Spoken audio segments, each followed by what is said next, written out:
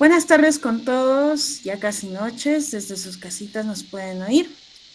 Y empezamos con el episodio número 1 de nuestro podcast jurídico-político organizado por el Círculo de Estudios CEPJUR.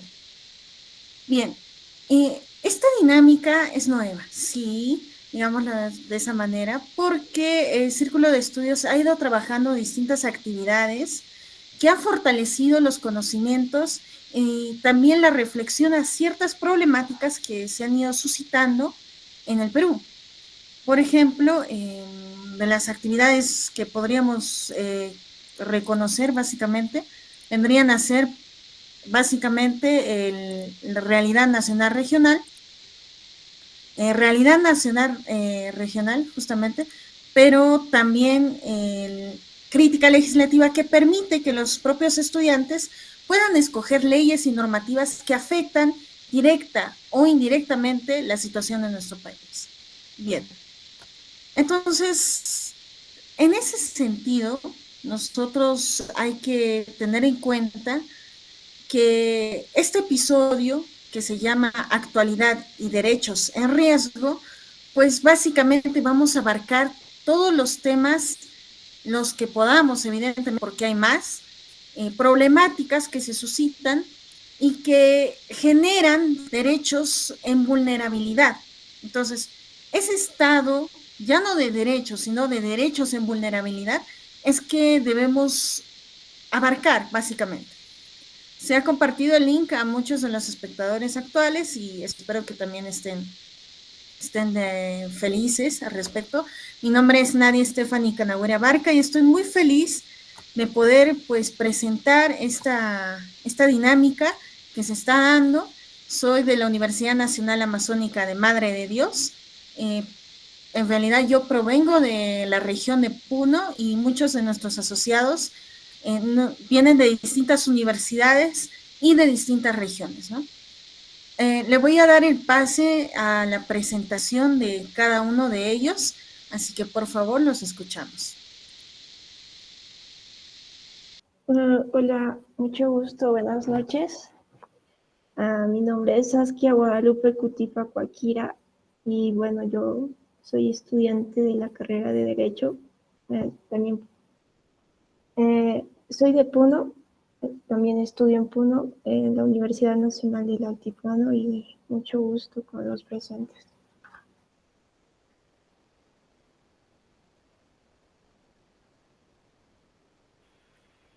Ok, continuamos por favor con nuestra siguiente participante. Ok, muchas gracias. Buenas noches con todos. Mi nombre es Heidi Lourdes Gómez Rivera. Soy estudiante de la Universidad Nacional Amazónica de Madre de Dios. Y pues, bueno, en el 2024 culminé el sexto semestre y para este periodo sería pasando al séptimo semestre. Yo vivo y nací en la ciudad de Puerto Maldonado, en el departamento de Madre de Dios. Y estoy muy contenta de estar en este podcast, de poder participar y para poder dar algunas opiniones, reflexiones sobre los temas que vayamos a tratar. Excelente, muchísimas gracias. Bueno, mi nombre es Anthony Rosas, soy estudiante de la Universidad Tecnológica del Perú, actualmente estoy cursando el 9º ciclo y la verdad destaco bastante la loable labor que tenemos en estos momentos al presentar este pequeño podcast jurídico porque desarrollaremos una suerte de confrontación que existe entre lo que es una dogmática jurídica y una práctica nacional. Más adelante, estimados participantes, estoy seguro de que van a entender el significado de estas palabras y nuevamente reincido con los agradecimientos. Mi nombre es Anthony Rosas y vengo de la UTP. Muchas gracias, Anthony. Le damos el pase a nuestro último participante, pero no menos importante. Buenas tardes con todos, aunque ya son las 6 de la tarde, no sé si sería buenas tardes o buenas noches. Mi persona es Daniel Augusto Luis Carpehuaywa, estudiante de la Universidad Nacional Amazónica de Madre de Dios. En teoría estudiante, porque aún no me dan mi constancia de egreso, como son los trámites administrativos aquí en el Perú. Sin embargo, muy emocionado por esta actividad que estamos realizando como presidente de CEPJURE. En realidad me llena de emoción poder llevar adelante este tipo de proyectos, porque demuestran que la calidad de estudiantes que tenemos aquí en Madre de Dios y en otras regiones del país se interesan de alguna manera por generar un cambio en el bienestar social de las personas a través de actividades que ya hemos venido desarrollando, ¿no? Como es crítica legislativa, realidad nacional regional, que simples como suenan, funcionan como proyectos que buscan generar impacto positivo en lo que es la sociedad en común, ¿no? En realidad, nosotros como peruanos deberíamos estar siempre interesados en ver qué impacto genera en las normas en nuestra vida, sobre todo porque justo ese es el ámbito del derecho, ¿no? El derecho regula la vida, la coexistencia de las personas en común. Y bueno, más que nada decirles, ya para sacar adelante ese podcast, hemos señalado unos temas bien importantes. Estoy seguro que nadie hablará acerca de ello, pero espero que a los que están viendo este podcast, ¿no? Con el tiempo, en la nueva sección que se llame, tal vez para periodos a partir de abril, puedan unirse como miembros, siempre tienen las puertas abiertas. En realidad, Secure busca tener nuevos integrantes con tal que estén incentivados en hacer una crítica constante a la acción legislativa, ¿no? Y bueno, que en realidad quieran un Perú mejor, porque de eso se trata. Nosotros creo que somos jóvenes y si queremos trabajar, poder acceder al mercado laboral, poder tener una sociedad justa, equitativa, pues tenemos que luchar por ella. Nada se construye sin acción. Bueno, eso sería todo. Muchas gracias.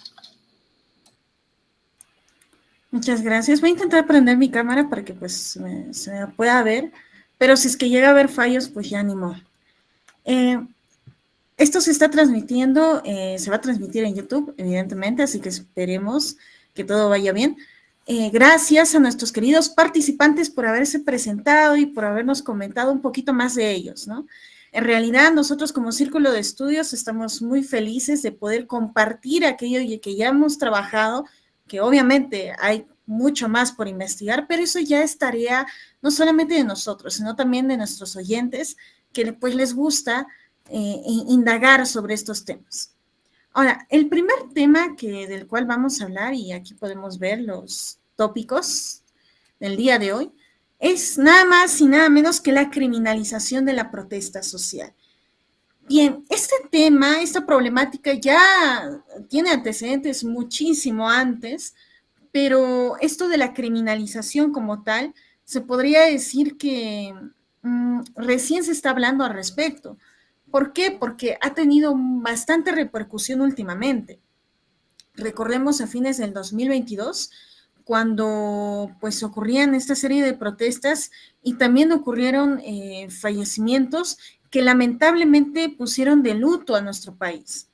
Pero, ¿qué sucede al respecto, no? Hay un derecho a la protesta que, además de ser constitucional, además de ser un derecho humano, digámoslo de esa manera, es un derecho que necesariamente busca que la democracia pueda aplicarse de manera correcta, porque sí, nuestro deber, nuestro ejercicio de democracia, digámoslo así, no se reduce al sufragio, a ir a votar por nuestro próximo presidente o alcalde o representante, digámoslo de esa manera. Entonces, la protesta social se ha visto como un ámbito que busca de manera directa e inmediata expresar el aquejo de la población frente a las autoridades, frente a las entidades a las que se dirigen. Entonces, la protesta social es un derecho bastante curioso. La verdad, es un derecho también polémico, hay que decirlo de esa manera, porque es un derecho que en su esencia busca incomodar el tránsito, el público, etcétera. Sí, busca, digámoslo de esa manera, una respuesta por parte de la entidad, por parte de la autoridad, pero para ello no sería protesta social, sino generaría una incomodidad también en la población. Entonces, el derecho a la protesta, digámoslo así, que también inevitablemente va a reducir otros derechos, como lo es el libre tránsito, el derecho a la paz, etcétera. Lo va a hacer, pero su finalidad, a final de cuentas, justamente, va a ser una respuesta, un acuerdo entre aquellos que son los propios protestantes y la autoridad o entidad a los que se dirigen, ¿no? A ver, no sé si han participado de protestas sociales.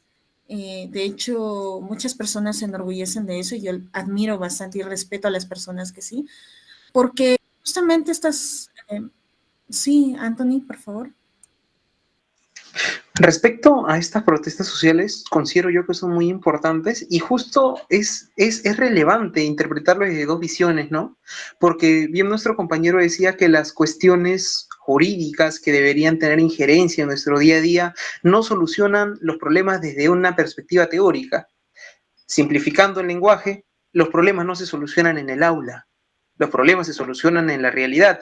Y justo respecto a lo que mencionaste y también lo que se pudo haber mencionado, que era esta problemática que sucedió en San Marcos, nos encontramos con situaciones de contrataciones públicas, nos encontramos con una presunta malversación de fondos, también nos encontramos con una situación de indefensión por parte de los juristas para con los alumnos, y la verdad es que hay bastantes puntos y tópicos para abordar, pero no quisiera un poco desviarme mucho del tema. Era una pequeña apreciación que la tenía y un pequeño comentario respecto a lo que mencionaste. No pasa nada, Anthony. De hecho, estamos en un podcast y esto hay que tomarlo como una especie de conversación entre amigos, indignados por todo lo que está pasando, básicamente. Y curiosamente, todo esto del tema de San Marcos, sí creo que ha sido de los más relevantes, yo lo he escuchado bastante. También lo del caso de Puno. Aquí estamos dos estudiantes que somos de la región de Puno y evidentemente también nos ha dolido saber de esta situación. Y créanme que el derecho a la protesta no solamente es derecho a la protesta como tal, es un derecho que abarca otros más como el derecho a la petición, el derecho a la reunión, el derecho a la libre opinión, digámoslo de esa manera. Entonces, ahí está. Pero ¿qué pasa? Que al generar, digámoslo así, una cierta de disturbios, no vamos a comparar con el vandalismo, evidentemente, porque la protesta social busca ser lo más pacífica posible. Se supone que se busca la menor incomodidad, pero de todas maneras tiene que haber una incomodidad. Se podría decir que es una especie de contrafuerza que se tiene que dar ahí. Y evidentemente cuando se dieron las protestas, muchas regiones se aquejaron porque los precios subieron, etcétera. O sea, básicamente hubo una inconformidad, se podría decir. Habían dos bandos. Pero al final, ¿qué sucedió? Como lo decía mi docente de Reboredo, él mencionaba, ya hasta ni las muertes sirven ahora. Y no es por hablar mal de las personas que han tenido ese noble apego por su convicción de hacer algo por el país, pero está sucediendo eso, está sucediendo. Entonces, esto ya pasó en épocas pasadas, etcétera, y de una manera. Último, otra cosa que quisiera agregar también es acerca de qué está pasando con la criminalización. Y ahora sí ya vamos a entrar de lleno, porque ya explicamos qué es la protesta, la problemática, y vamos a enfocarnos en la criminalización. Sí, Daniel, si quieres opinar, por favor. Sí, en realidad habría que verlo desde una perspectiva, diría yo, de una suerte de autotutela, ¿no? Porque mira, la protesta históricamente siempre ha buscado de derrocar gobiernos, derrocar el status quo, ¿no? En realidad, los nuevos tipos penales que han surgido, al menos desde mi opinión, no han hecho más que agravar las penas que ya existían, ¿no? Obstaculizar carreteras, el vandalismo, o sea, no hacer daños a la propiedad privada, eran cosas que ya se tipificaban en la normativa vigente. Lo único que se ha querido hacer es agravar las penas entendiéndolo como si fuera terrorismo urbano. Sin embargo, me parece, sigo en la opinión, ¿no? Si quisiéramos verlo desde un punto de vista pragmático, no es eficiente. ¿Por qué? Porque la protesta es solo una presión social. Ciudadano que realiza presión social pero no acciona, no tiene logros, o sea, no apunta a nada, es como disparar al aire. Quien dispara al aire no sabe dónde cae la bala, o si cae con la misma eficacia que si lo hubiera disparado de frente, ¿no? Entonces, en ese sentido, al menos, podríamos hablar de un tema más que nada de por qué se penaliza algo que ya estaba sin justificación o por qué se buscan nuevas maneras de criminalizar ese levantamiento, esa manifestación.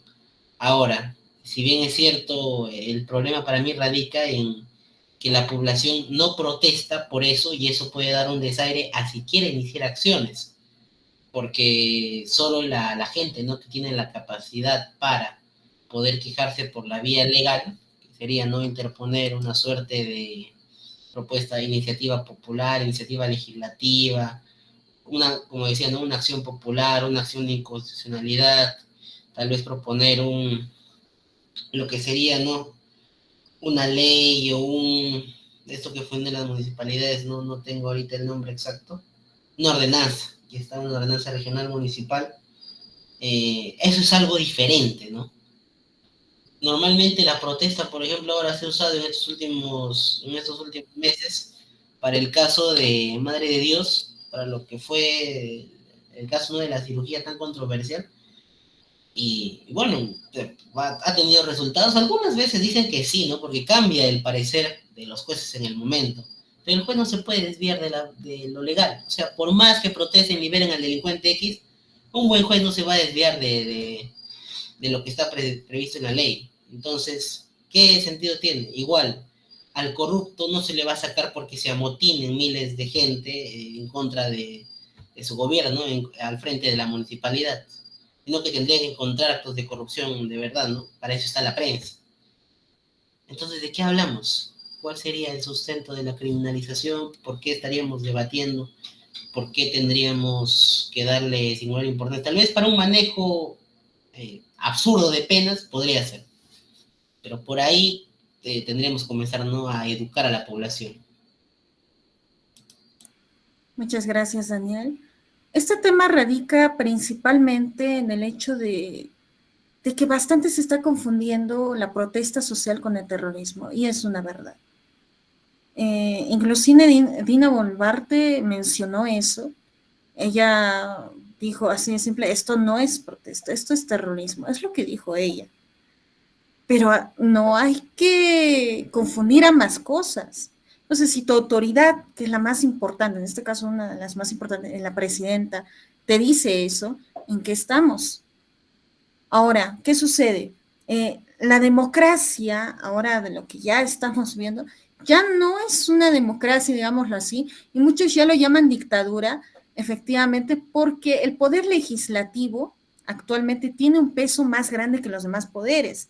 Entonces, ya no hay una división de poderes, se podría decir así, de esa manera horizontal, sino que hay una que es vertical por parte del poder legislativo, porque está creando normativas con nombre propio, y ahora vamos a pasar al siguiente tema también, con nombre propio, y se podría decir que este Estado de Derecho ya no es lo mismo, básicamente.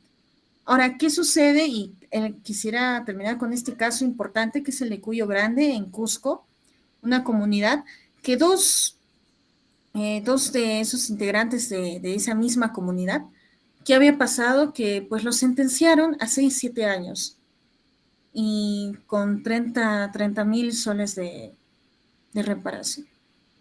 Entonces, inclusive no quisieron llegar a considerarlos indígenas, se podría decir, pues porque para ellos eran los no contactados. Pueden ver la sentencia, pueden ver el caso, etcétera, y sin duda algo está pasando. Obviamente que Daniel tiene razón, aquí también el juez tiene una gran labor por algo existe también lo que es el control difuso, se podría decir. Si ustedes leen en el Código Penal, el artículo 315 no era tan largo como antes. De hecho, yo tengo mi Código Penal de hace 2 años y pueden ver ese mismo artículo, es enorme ahora por las agravantes. Entonces, disturbio en cuanto a obstrucción de los servicios públicos. Entonces, ya en ese punto se están excusando, digámoslo así, para tratar de reprimir la protesta social.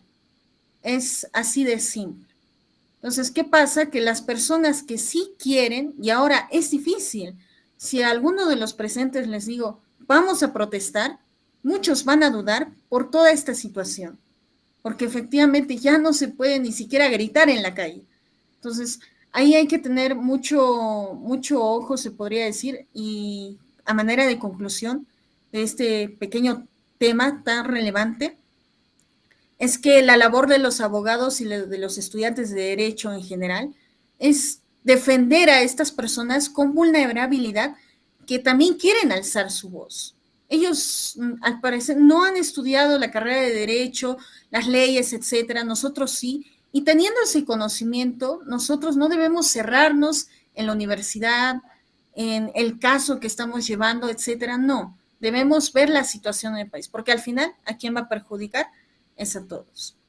Y el Estado, el Congreso actualmente va, ahora sí ya vamos adentrándonos un poco más al siguiente tema, que es el de este proyecto de ley número 10.178, que le voy a dar el paso a nuestra compañera para que nos comente al respecto, pero este es un ejemplo de cómo es que el poder legislativo, el Congreso, el Parlamento, como ustedes le quieran decir, y luego después senadores y diputados, están teniendo nombre propio en las propias leyes, digámoslo así, para no redundar.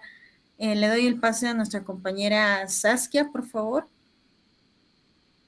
Sí, justo ya creo que introduciste bien el tema, porque últimamente en el Congreso hubo, en sí, todo el poder ejecutivo, legislativo, hubo cierta tendencia al fortalecimiento de una actitud autoritaria, es decir, centrar todo el poder en una especie de, en una especie de, bueno, yo lo puedo decir, una especie de dictadura, ¿verdad?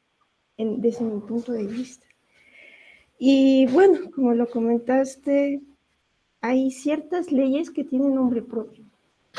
Y ahora esas leyes, incluso podemos cuestionar, porque las leyes tienen como que doble intención. Aparecen con un título bien bonito y luego es como que, oh, ¿qué pasó en eso?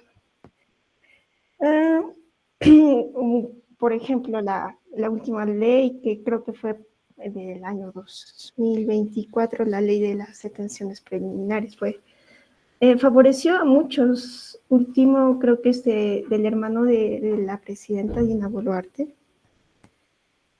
Y bueno, tenemos ahora un modelo de gobierno autoritario que busca aprobar normas de reforma constitucional.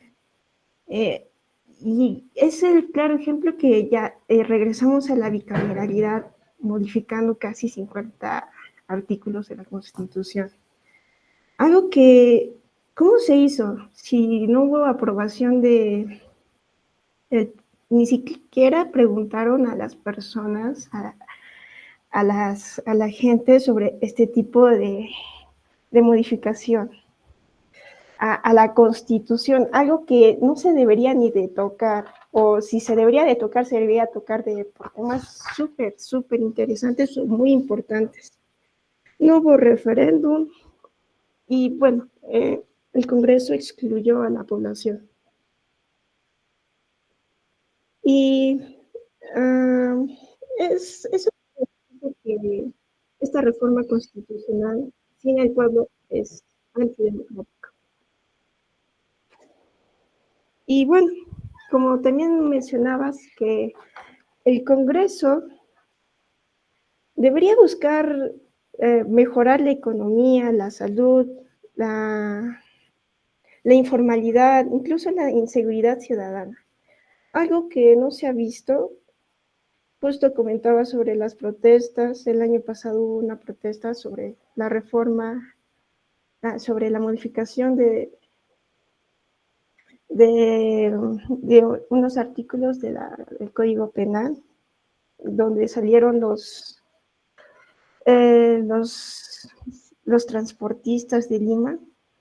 Y bueno, eso hubo interés por medio del congresista, hubo intereses internos políticos, pero se encapsularon en eso y a causa de eso, pues hubo un incremento de incremento de extorsión a ciertos, incremento de delincuencia. Y bueno, ya pasando por el lado de este proyecto de ley, bueno,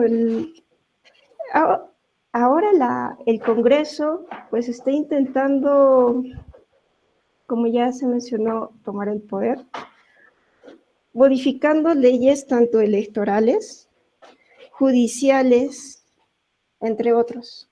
Y justo este proyecto de ley, el proyecto de ley 10178 del 2024, está vulnerando la incidencia electoral, modificando el artículo 91 de la Constitución Política, algo que, como mencioné, no debería de ser tocado, discutido, a menos que sea algo de suma importancia o relevancia.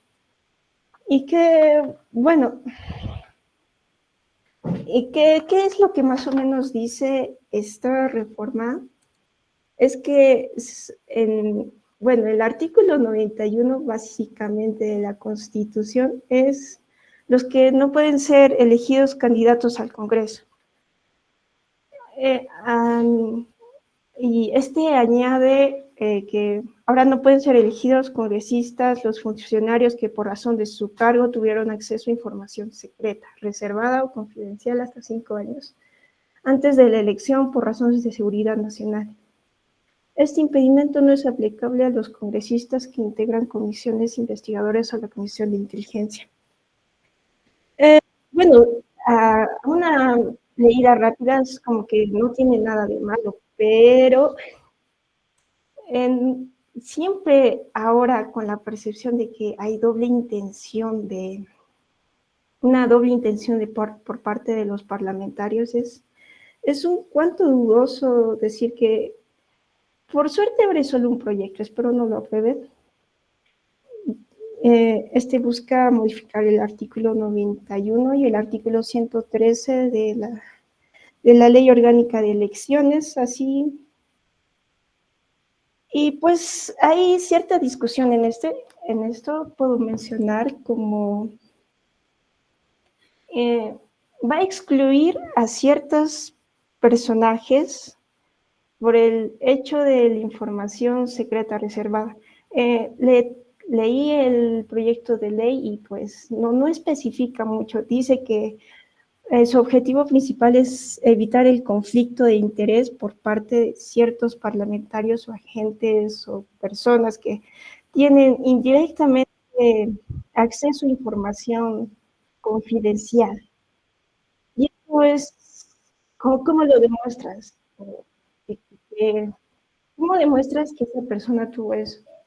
Es como que intenta evitar que más personas accedan a participar directamente a las elecciones del Congreso. Y bueno, ese es mi punto de vista. Sin embargo, ¿qué opinan ustedes sobre estos tipos de proyectos de ley que tienen a favorecer a ciertos parlamentarios? Por ejemplo, Alejandro de Soto es quien propuso y tiene la historia de que apoyó una ley que le apoyó en su caso. No recuerdo la ley de prescripción de la acción penal. Justo apoyó esa ley y justo apoyó su caso penal. ¿Qué opinan ustedes, compañeros? Le damos el pase a nuestro compañero Anthony, por favor. Claro que sí. A mí me parece muy interesante esta situación porque bien sabemos que los problemas que tienen injerencia directamente en nuestro día a día son los que más nos importan como ciudadanos. Entonces, si yo como ciudadano de a pie, si yo como simple trabajador, como en su momento lo fui tal vez una persona que realizaba comercio, no me perjudica directamente un problema político, entonces no lo voy a conocer, no lo voy a saber, no me va a importar ciertamente. A mí lo que me importa es si puedo comer, si puedo vivir bien, si puedo sobrevivir o subsistir. Y lo traigo a colación en base de un libro que se llama Pensar rápido, pensar lento, de Daniel Kahneman, donde se hablaba que todo lo que ves es todo lo que hay, o al menos eso es lo que crees. y traeríamos a colación esa suerte de alegoría del mito de las cavernas, ¿no? De aquellas personas que estaban sumergidas bajo esa suerte de desconocimiento y no sabían que fuera de esa cueva había una vida llena de luz, una vida llena de oportunidades. Y lamentablemente, como bien menciona nuestra compañera, se han dado muchas situaciones donde el Congreso ha presentado normas que han tenido nombre propio, normas que han terminado perjudicando indirectamente a nuestra polis, yendo en contradicción directa de lo que es la función administrativa, la función de servir, pero es porque ciertamente muchas veces no sabemos que nos afecta.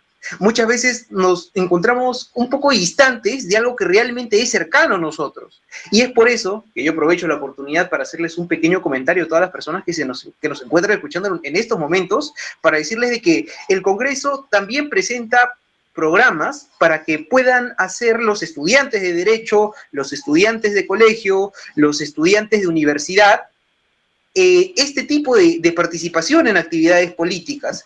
Hay programas que se llaman Parlamento Universitario, Parlamento Mujer, Parlamento Joven, y mediante estos programas, uno como estudiante, uno como escolar, puede ver cuál es la realidad política, cuál es el proceso para presentar una propuesta de ley, para que se apruebe una ley, y también te vas dando cuenta desde esa perspectiva interna cómo es que se manejan las bancadas.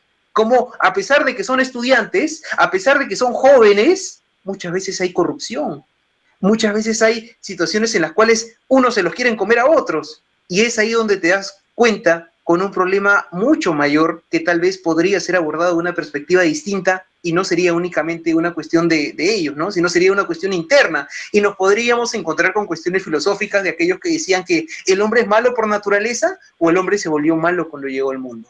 Y vendrían a colación muchísimos tópicos. Pero yo creo, estimados y estimadas oyentes, de que hablar sobre estos temas de política y enfocarlos sobre todo en contextos jurídicos que terminan perjudicándonos directa o indirectamente son de suma relevancia para la formación de todo abogado y sobre todo de todo ciudadano. Con ello culmino mi participación, Nadia. Muchísimas gracias, Anthony. Efectivamente. Ahora Daniel también nos quiere comentar al respecto. Adelante. Sí, en realidad, como lo dije anteriormente en la actividad de crítica legislativa, esto pues es una daga bastante abogado, ¿no? Que en ejercicio de la función, tal vez como fiscal, como juez, ha tenido información, ¿no? Acceso reservado, a información reservada. ¿Y esto por qué lo hacen? O sea, en realidad se salió con toda la prensa que era el tema, ¿no? De Harvey Colchado, porque quería postular en XX, ¿no? Pero en realidad lo que quieren, y siempre se ha visto, ¿no? Es limitar. Si se dan cuenta, la propuesta legislativa dice, ¿no? Por razones de seguridad nacional. Lean la exposición de motivos de ese proyecto de ley, y en ningún momento se hace, ¿no? Inferencia o se explica por qué son razones de seguridad nacional. Básicamente es una ley hecha a dedo. ¿Por qué? Porque esos impedimentos no es aplicable a los congresistas que integran comisiones investigadoras a la Comisión de Inteligencia. ¿Quiénes son los que ahorita conforman parte del pacto? No son las bancadas de Fuerza Popular, no son las bancadas del señor Acuña, no son las bancadas de ahora, ¿no? Del lapicito que siempre le tienen manía, que literalmente se vendió al lado oscuro. O sea, ahora es alianza del partido de Keiko Fujimori, ¿no? Entonces, nosotros tenemos que por ahí analizar, ¿no? Cómo es que estas mafias, diría yo, quieren manejar la suerte de quiénes van a ser los próximos congresistas, ¿no? Por eso no se hizo también la suerte de ampliación de senadores, diputados, donde solo ellos pueden reelegirse. Claro, o sea, básicamente es una basura legislativa que en realidad la gente tal vez no tiene las ganas de poder, ¿no? Impugnar. ¿Por qué? Porque se le han cortado los medios para hacerlo. Cuando mencionaba sobre la protesta social, es que es eso, ¿no? Tal vez el poder, la inteligencia de las personas está redirigiéndose mal, porque una protesta no siempre cambia algo, porque en la protesta tú lanzas acciones físicas que normalmente pueden ser reprimidas por la propia policía, que no tienen impacto directo, sino indirecto. O sea, tú buscas por presión que otros hagan lo que tú quieres. Pero tú no puedes hacer eso. Cuando tú eres abogado, tú no vas a demandar por presión, ¿no? Tú le tienes que demandar bajo un escrito, lo tienes que presentar ante el Poder Judicial. Siempre hay una vía para hacer eso. Obviamente nosotros tenemos vías para hacer acciones legislativas, ¿no? Como decía, ¿no? Iniciativas legislativas. De hecho, de ahí tuvimos, ¿no? Con Nadie el tema de que alguien quería, ¿no? Hacer esto, quería eliminar lo que es la bicameralidad, la ley de la bicameralidad, basándose en esta encuesta de la población que se dio hace bastante tiempo, ¿no? Bueno, referéndum se podría decir, para hablar más técnicamente. Entonces, lo que se quiere realmente con este proyecto de ley, como todos los demás que están saliendo en este Congreso basura, es eliminar las oportunidades de la población.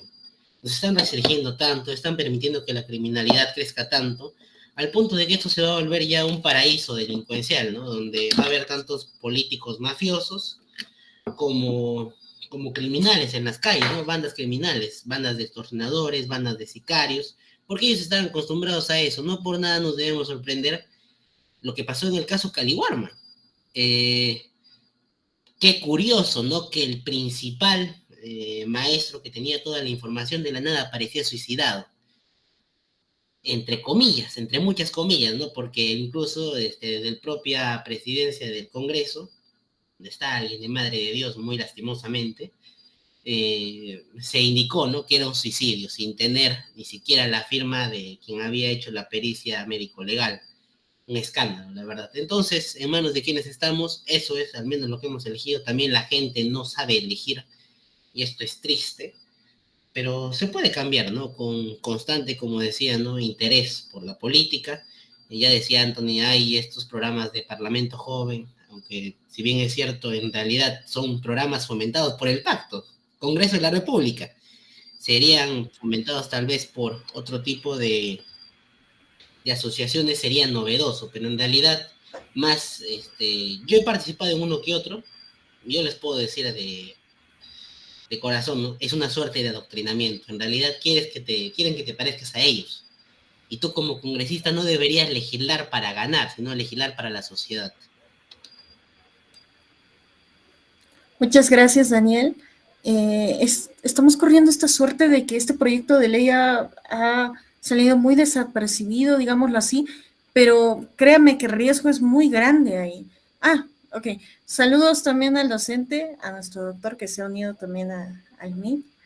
Le doy el pase a la compañera Heidi, que también quiere participar al respecto. Adelante, compañera. Buenas noches. Bueno, es cierto que los congresistas son aquellas personas que son elegidas pues, por los departamentos, por las personas, se hacen llamar representantes de cada departamento, pero vemos actualmente que estas personas no están viendo los intereses de aquellos que les han escogido, o es que nosotros mismos no vemos aquella actividad que debería haber sido de los congresistas mismos, más bien se desvían para dar leyes así a beneficio personal o beneficio de aquellos que se están beneficiando de manera, se podría decir, bajo la mesa. Pero no estamos viendo aquellos problemas que hay de manera exterior. Uno de esos problemas pues es la cadena de custodia, que ahora pasamos al tercer tema justamente con esto, que es el rol de la PNP en el Perú, cadena de custodia. De manera breve voy a explicar que la cadena de custodia pues es el procedimiento que va a ser destinado a garantizar la individualización, seguridad y preservación de los elementos materiales y evidencias recolectados de acuerdo a su naturaleza, incorporados en toda investigación de un hecho punible. Más que todo la cadena de custodia se va a realizar aquellos elementos que han sido incautados y que van a ser a posterior trasladados a algún miembro que es destinado. En este caso, en las armas, no me equivoco, se es trasladado y registrado a la... Un momentito, por favor.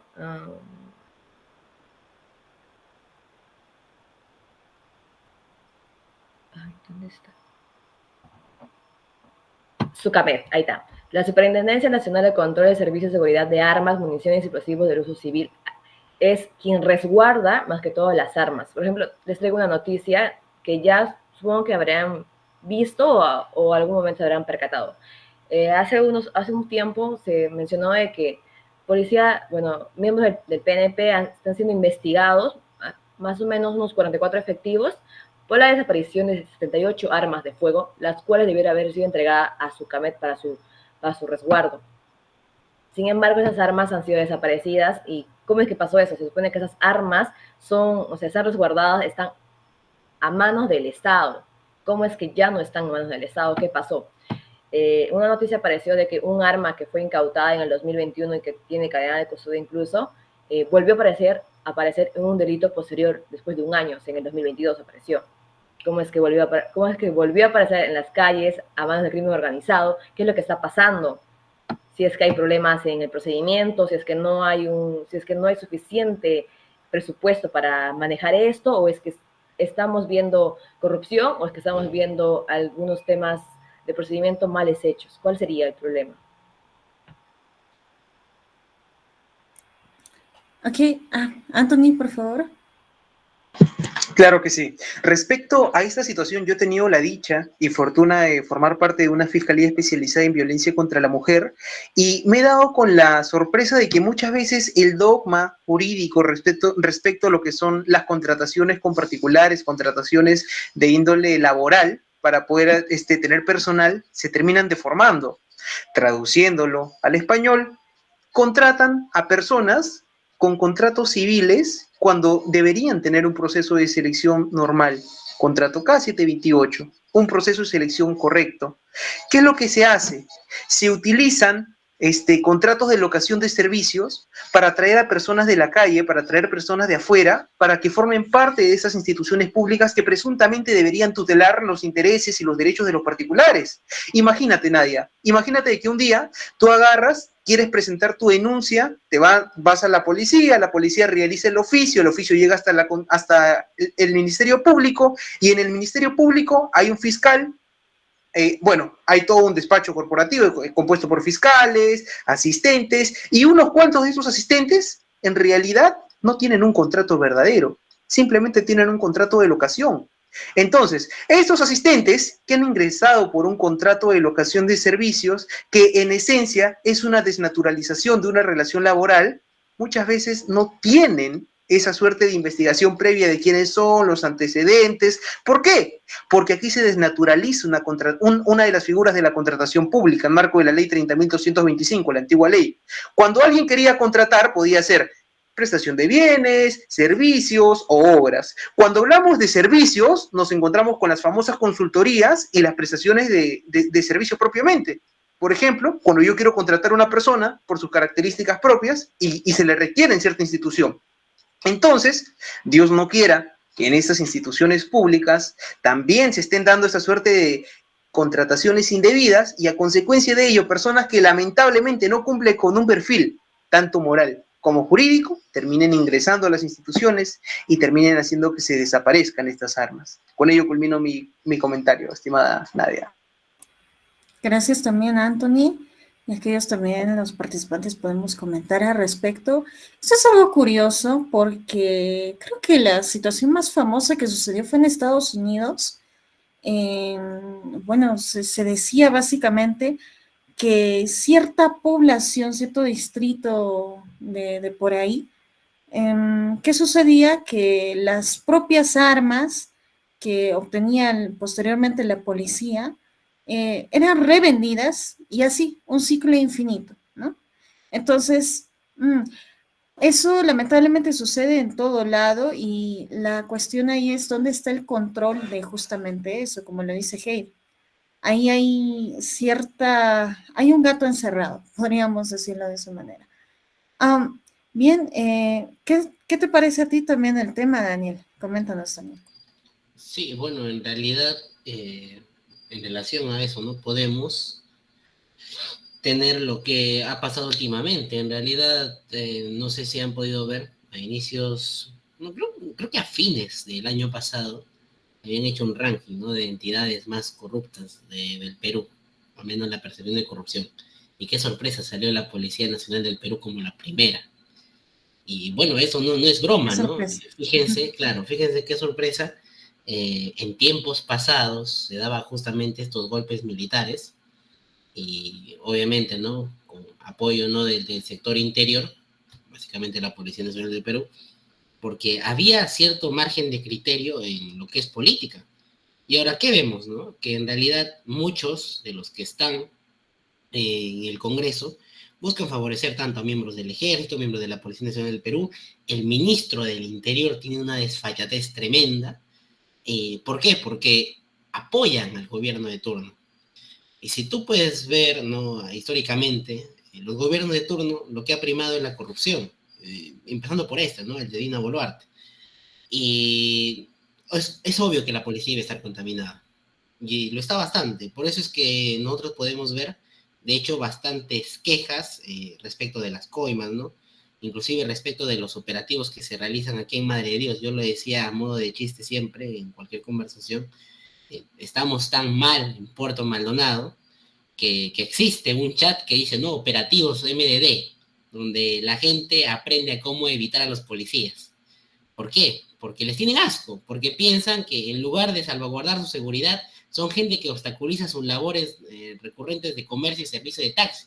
¿Sí o no, nadie?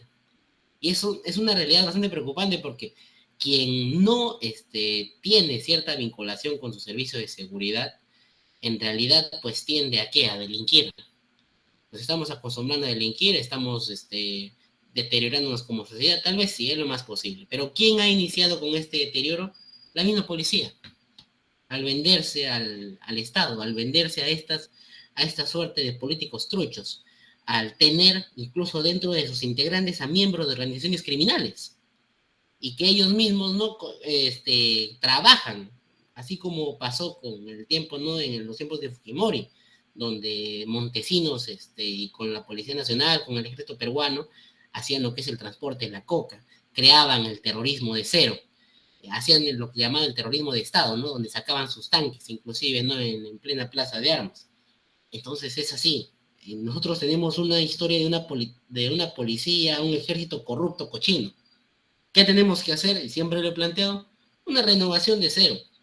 En realidad, ayudaría bastante que estos cargos policiales, los más altos, que están ocupados, ¿no?, por personas afines al pacto, un poco más el sector interior está ocupado, ¿no?, por fujimoristas, por apristas, sería bueno removerlos, ¿no? No deberían tener ningún tipo de efectivo policial, una afiliación a un partido político, ni una vinculación por más mínima que sea, ¿no?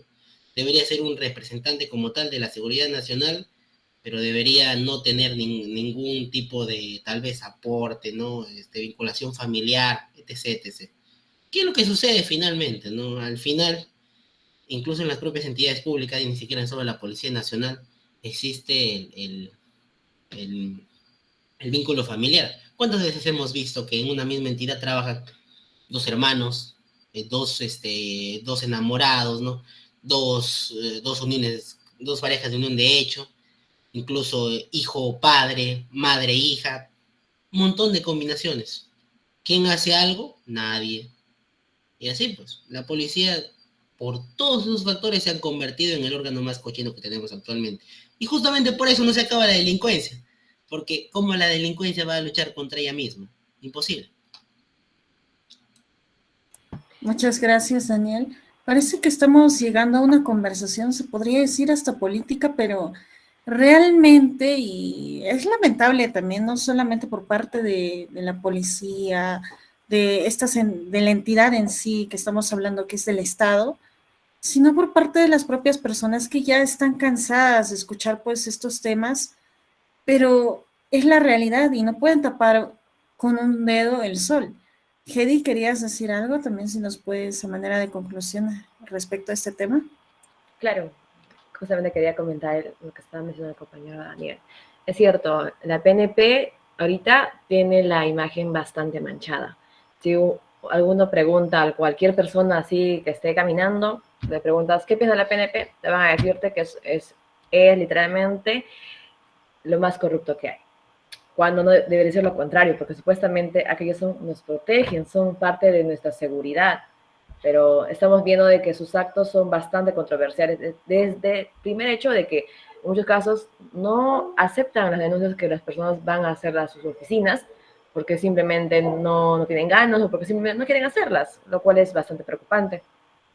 El caso de la cadena de custodia en cuanto a las armas, es preocupante no solamente por el hecho de que haya regresado las armas a las calles, sino porque esas mismas armas pueden regresar a manos del crimen organizado, lo cual también afectaría la seguridad nacional, ya que estaría afectando y podríamos tener nuevos casos de robos, hurtos, incluso hasta homicidios podría haber. Sin embargo, lo que he investigado actualmente es de que se ha tomado carta en el asunto, supuestamente es donde que se ha puesto un proceso disciplinario a aquellos agentes involucrados que están dentro de ahí, lo cual es una cantidad bastante producente, ya que son 44 efectivos, no es una cantidad muy poquita que digamos. Y, y lo voy a decir, mira, estamos en 2025 y este caso es todavía desde el 2021. No quiero imaginar cuántos casos todavía puede haber en anteriores años o lo que ha podido haber en todo ese trayecto. 4 años entonces, Heidi. Exactamente, o sea, la arma prácticamente fue incautada en el 2021 y posterior a ello, un año después apareció otro delito en el 2022 y nuevamente apareció en el 2023 nuevamente esa misma arma. Como que, ¿qué está pasando? ¿La arma camina sola o es que, qué pasó?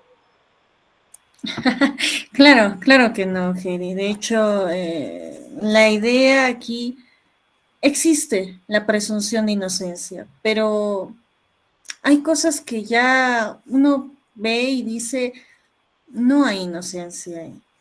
Lamentablemente, el sistema de justicia es bastante lento, digámoslo así, y el sistema de sanciones, etcétera, es bastante lento y inclusive podrían haber ciertas conclusiones que no van a, más que buscar satisfacer a la población, deben satisfacer a lo que es la razonabilidad de lo que busca. Yo siempre me lo han comentado y también lo, lo repito, el derecho siempre busca ser razonable. No busca excesos, no busca favorecimientos, etcétera, para nada. En realidad se supone que la razonabilidad dentro del derecho es lo principal. Entonces, en eso consiste, ¿no? Y bien, Saskia, ¿quisieras comentar algo al respecto también de este tema de la cadena de custodia, de las armas? ¿Qué está pasando aquí? Bueno, no tanto de las armas. Tengo entendido que la cadena de custodias, bueno, a lo que se explicó se encarga de custodiar la evidencia o esos elementos de convicción. Y bueno, yo me voy más al lado de qué pasa cuando, por ejemplo, creo que fue el año pasado cuando hubo el caso de la señorita descuartizada por el policía, donde sus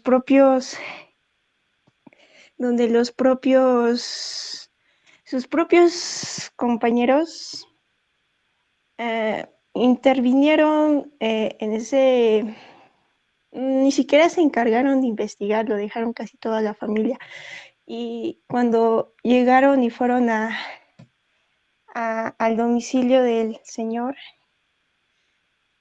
bueno, no sé si es, ya bueno, No te, creo del señor policía, creo que llegaron a tocar cosas que no debían tocar, o sea, no había una verdadera recolección de elementos de convicción. Yo lo veo de ese lado porque cuando sí hubo eso de que los compañeros al proteger a su otro compañero creo que intentan dañar las pruebas. No sé si me dejo entender, pero creo que es a lo que yo lo veo. Claro, gracias por haber dado ese caso, creo que es el mayor ejemplo. Claro, cuando decía de las armas era lo más común en cuanto a esto de que se iban a otro lugar, etcétera, pero esto de la evidencia sí es importante porque recuerdo bien la noticia que se dio, pues, que se había encontrado pues en el cuarto de hotel colgado detrás de la tele. Y obviamente, ¿a quiénes se debe esperar? Aquellos que vayan a recopilar pues la evidencia, pero no, agarraron al sujeto, lo echaron en la cama, empezaron a hurgar sus documentaciones, su ropa, etcétera, tanto hasta el punto que uno de los policías que estaba ahí ya estaba manchado de sangre. lo vi bien en el video y estaba manchado de sangre. Entonces, ¿a dónde llegamos? ¿Sí, Daniel? Esa pues es la sociedad peruana, la sociedad de la criollada, de la que tanto estamos orgullosos, y es absurdo. Nunca han escuchado dentro de sus propias aulas universitarias mal llamado compañerismo, por el cual yo tengo que hacer acciones que se consideran ilegales o que se consideran faltas administrativas dentro de tu entidad, como que es copiar, plagiar, soplar, etc., etc. ¿Qué tipo de sociedad estamos formando? O sea, ¿quieres a un ciudadano que infrinja la ley, que se forme en eso? ¿Quieres a un ciudadano que en realidad busque la manera de evitar a toda costa posible, ¿no?, ser chapado? ¿Quieres crear grupos sociales que se cubran entre sí? ¿No es el pensamiento ese de un idiota? ¿Quién nos está fomentando tanto la criollada y por qué nos tenemos que sentir orgullosos de eso? Tenemos que comenzar a eliminarlo.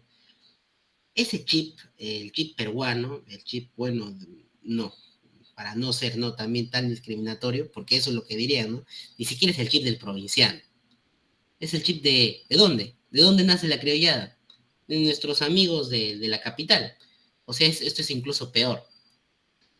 Tenemos que aprender, ¿no?, a entender mejor las cosas. Un ciudadano que actúe en regla, un ciudadano que cumple la ley, normalmente va a ser cada vez mejor persona. Nosotros estamos viendo que eso no solo afecta a la policía, afecta a múltiples carreras. Este tipo, ¿no?, de fraude, de tratar de transigir las normas del Estado, poco a poco va generando ese tipo de sociedad en la que estamos. Por eso existen congresistas así. Todos han sido formados con la expectativa de aprovechar el poder en cuanto se tenga y de formar cúpulas para hacerse indestructibles. ¿Quién no soñaría, no, con ser empresario y ser dueño de un monopolio? Te han dicho, ¿no? Vas a tú tener tu propia empresa, hijito, vas a poder copar todo el mercado, todos te van a comprar a ti, vas a derrocar a los demás. Eso ni siquiera está bien. Un monopolio es ineficiente en el mercado. Arrasa contra los consumidores. ¿Por qué enseñan a la gente a dañar a otra? Eso es algo que sigo sin entender, ¿no? ¿Por qué nos enseñan a pensar en el bienestar de uno mismo? ¿No será esto los rezagos del capitalismo? Nada más quisiera decir. Hay que tener en cuenta también que a pesar que hay una cierta de patrón entre distintas autoridades, distintos funcionarios públicos, bueno, no somos un país tampoco que está tan abajo como lo está Venezuela u otros, justamente porque también hay funcionarios que sí trabajan bien y hacen lo que deben hacer. Hay personas que hacen lo que deben hacer, etcétera. No hay que generalizar al respecto, ni tampoco hay que pensar que no hay solución. En realidad, todo viene desde la propia educación y sería muy bueno que los propios, digámoslo así, cuando se habla de proyección social, de que los estudiantes pues trabajen con las demás personas, ya no solamente en la universidad, pues que vayan a difundir justamente conocimientos sobre el derecho. Ahora, otro tema crucial, y ya vamos a ir en transición, es acerca de las contrataciones públicas que ya Anthony nos había mencionado anteriormente, pero ahora va a tomar protagonismo por el mismo hecho de que esta problemática, y le agradezco a Anthony también porque él se ha especializado bastante en este tema, entonces le doy el pase de la palabra, Anthony, por favor. Claro que sí, Nadia. Muchísimas gracias. De hecho, las contrataciones públicas son una subrama del derecho administrativo que tiene una relación directa con todo lo que hemos dicho. Todo lo que hemos visto ahorita está relacionado a contrataciones públicas. Estábamos hablando de corrupción, hablamos de la San Marcos, hablamos de cómo muchas veces se estaba confundiendo lo que era la figura del terrorismo con lo que eran las libertades de las personas manifiestas a través de las propuestas. ¿Por qué se dieron propuestas en la San Marcos? ¿Por qué esa suerte de problema, esa suerte de litis? Porque habían Cuando primero hay que distinguir dos tipos de intereses. También hablamos sobre el interés general y el interés particular hace unos instantes.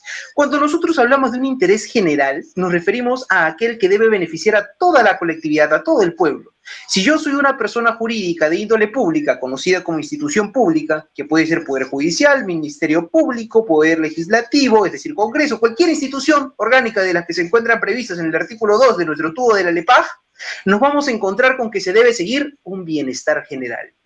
En este mismo artículo 2 del tubo de la LEPAJ se establece también que las entidades públicas, como lo son las universidades, son consideradas como entidades de la administración pública. Cuando esas entidades de la administración pública quieren realizar obras dentro de su espacio, utilizan un presupuesto público, ciertamente. Inician un procedimiento de contratación pública en marco de la ley 30.225. ¿Cuál es el problema? Había, si no me equivoco, un ascensor que tenía muchísimo tiempo en espera, que no se había terminado de construir, habían varias propuestas y varias obras que no se habían terminado de construir, y los estudiantes indignados decían, ¿por qué? Independientemente de ello, también habían otros problemas, otras problemáticas, e intentaban ejercer este derecho, esta libertad constitucional para poder tutelar lo que son sus decisiones, sus votos, y es el menester de este hecho que terminaron dándose muchas situaciones problemáticas, como esta suerte de buscar criminalizar lo que es una huelga, o bueno, más que una huelga, una suerte de pedido de que se respeten los derechos, ¿no? Respecto a este caso, también podemos traer a colación aquellas situaciones problemáticas como lo ha tenido nuestro país. De hecho, a unas cuantas cuadras de la San Marcos hay un museo que habla sobre la conmemoración del terrorismo, se le llama el Museo del LUM. Yo he tenido la dicha de ir ahí muchas veces y nos encontrábamos muchas veces con esta situación de abuso que cometían los militares, de abuso que cometían los policías. Si ustedes ingresan a este museo, que se encuentra en el Malecón ciertamente, van a ver cómo hay muchos videos, cómo hay muchos relatos de mujeres, de niñas, de jóvenes que tenían familiares que murieron en esa etapa del terrorismo. ¿Justo a mano de quién? De los malos operadores de justicia. Hablaban de situaciones de violación que se realizaban tanto por parte de los terroristas como por parte de los mismos militares. Aquí tal vez en un proceso de verificación si hay algún bien ilícito, se podían cometer muchos ilícitos, y esa suerte de institución jurídica ficticia que ahora nosotros conocemos como cadena de custodia tal vez no se respetaba. Hablábamos también muchísimo sobre esas situaciones de modificaciones que han tenido nuestras normas, también sobre aquellas situaciones de necesidad que tienen varias políticas para aplicarse, y en esencia, cuando nosotros hablamos de esas situaciones de mejora que deben buscar un bienestar general, lo que debemos buscar es realizar adquisiciones de ciertamente bienes y servicios. ¿Por qué? Yo he tenido la mala suerte de ser, bueno, yo y mis familiares hemos sido víctimas de un robo de un vehículo, un hurto, si se le quiere llamar así, de un vehículo en el año 2024. Y yo me acuerdo muy bien cómo me fui a la comisaría para poder presentar mi denuncia en compañía de mis familiares, y me encontré con que primero no nos querían aceptar la denuncia porque eran las 2 de la tarde, horario de almuerzo. Segundo, me dijeron vete al fondo, que ahí te van a recepcionar. Me fui al fondo y me encontré con un policía tirado, que tenía los 2 pies encima de la mesa. Honestamente me dieron ganas de tomarle foto y denunciarlo él, ¿no? Por el maltrato que me estaban dando. O bueno, en su defecto presentar la queja correspondiente en su libro de reclamaciones. Pero nos encontramos con esas situaciones de necesidad de contratar policías, de contratar operadores de justicia que sean eficientes y eficaces. Cuando nosotros hablamos de esta contratación de personal, no nos vamos a encontrar exactamente con una contratación pública en el sentido de lo que concebimos por la ley 30.225, ahora ley 32.069, sino nos vamos a encontrar con una situación de contratación pública en un sentido lato que se manifiesta a través de los famosos concursos y procesos de selección estatales, ¿no? Pero cuando hablamos de esta adquisición de bienes, esta adquisición de servicios para beneficiar a la colectividad, nos podríamos encontrar con que tal vez este policía se me acerca y me dice, ya, discúlpame, no podemos ir al lugar de los hechos donde robaron tu vehículo, no podemos ir a solicitar las constataciones de cámara de seguridad porque no hay personal, o bueno, personal sí hay, pero lo que no hay es carro, no hay carro para ir ahí. Así que, Anthony, discúlpame, por más de que haya una cuasi flagrancia, por más de que haya una flagrancia presunta, no vamos a ir porque no hay vehículos. Cuando hablamos de esta adquisición de bienes, sí nos encontramos con una situación de necesidad que se adquiere a través de un proceso de contratación pública. Ahora, independientemente del tipo de necesidad, nosotros nos podemos encontrar con los tipos de procedimientos de contratación. Recordemos que ante una necesidad urgente, no nos vamos a ir a un proceso conocido como proceso competitivo. Un proceso urgente, una necesidad urgente se ve a través de los procesos no competitivos. Hemos hablado de los malos operadores de justicia, de la problemática social que hemos tenido, pero no hemos hablado sobre esa crisis que tenemos ahorita en las carreteras. Bien se ha mencionado que SUCAMEC es una institución que tiene cierta obligación y una relación muy directa con lo que es la regulación de las armas de fuego, pero así como SUCAMEC tiene esta suerte de rol de supervisión, que es una potestad administrativa que otorga nuestro Estado, otras entidades públicas también tienen estas potestades de supervisión para otros ámbitos, para otras áreas. Por ejemplo, para la verificación de que todos los puentes, todas las carreteras se encuentren en un buen estado, nuestro querido OCITRAN debe verificar, debe supervisar que se esté llevando a cabo las acciones necesarias para que se encuentren siempre en un buen estado.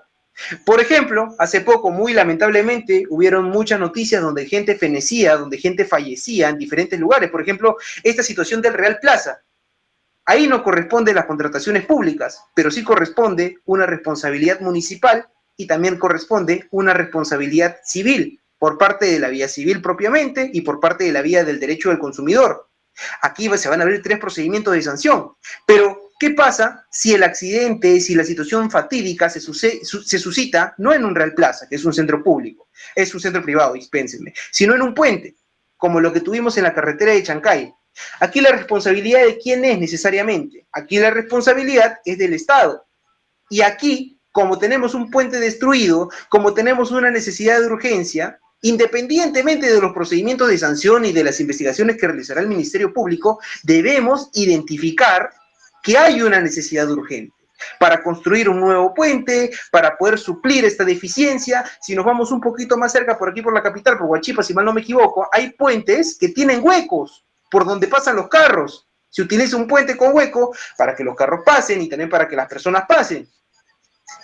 Estas situaciones de urgencia, y también tengo entendido de que la sierra y la selva de nuestro país se dan, pero lamentablemente, como no es Lima, no le dan tanto foco. En estas situaciones, en estos supuestos de necesidad, ¿qué es lo que se requiere? Contrataciones públicas eficientes a través de licitaciones directas, a través de procesos no competitivos de contratación. Y es justamente eso lo que busca arribar esta nueva ley 32.069. Eficiencia, eficacia y economía. Lamentablemente, antes de su entrada en vigencia, nos hemos encontrado con otra situación problemática. Resulta que ante todo proceso de contratación pública se presenta una suerte de requerimiento. Creo que sí hemos hablado un poquito sobre los requerimientos para las obras, para los servicios y para la prestación de bienes. Pero cuando hablamos de una suerte de servicio, podemos traer a colación lo que sucedió en el Congreso. El Congreso desde el año 2022 hasta el año 2025 tiene permitido comer almuerzos gratis cuando se trata de actividades especiales. Hace poco hubo una pequeña funa mediática a través del Cuarto Poder porque se había iniciado un nuevo proceso de contratación pública para que los congresistas puedan comer desde el año 2025 hasta el 2027, si no me equivoco, eran muchísimos menos meses y el monto era muchísimo mayor. Imagínate, si antes tú ibas a participar de una actividad especial del Congreso, y estas actividades especiales tienen un nombre, ¿ah? Ibas a participar de esa actividad especial, tenías la posibilidad de comer gratis un menú que antes valía 40 soles, ahora va a valer 60 soles. ¿Por qué? Porque ahora vas a comer un poquito más de carne, van a tener unas personitas más en la cocina, etc. Entonces, estas situaciones no reflejan ni eficacia ni eficiencia, contradicen los enfoques de la nueva Ley General de Contrataciones, contradicen los principios, irían totalmente en contra de lo que es aquel presunto valor por dinero. ¿Cómo me vas a dar una cuantía estimada de tantos millones cuando se presume que en el proceso de contratación yo voy a escoger lo que más vale para la sociedad? Entonces, esta ley todavía no entró en vigencia, va a entrar en vigencia recién en marzo, en abril. Yo de verdad le tengo un montón de fe. Quiero pensar que va a cambiar muchas situaciones y al menos por mi parte, esta es una situación que me causa mucha intriga, que me causa mucha ansiedad también cuando lo leo y lo investigo, y me gustaría saber cuáles son las apreciaciones de ustedes. Me gustaría escuchar tal vez a Nadia, a Saskia, algunos comentarios respecto a esta situación tan problemática. Los escucho, chicas.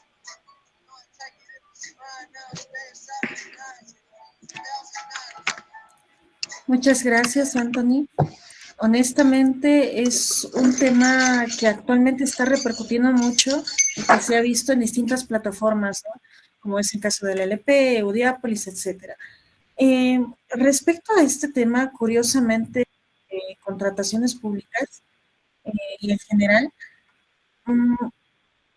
tiene ese tinte, digámoslo así, de que mayormente los estudiantes de Derecho no optan mucho, justamente porque tiene que ver con eso, que con el presupuesto, que con el número, etcétera.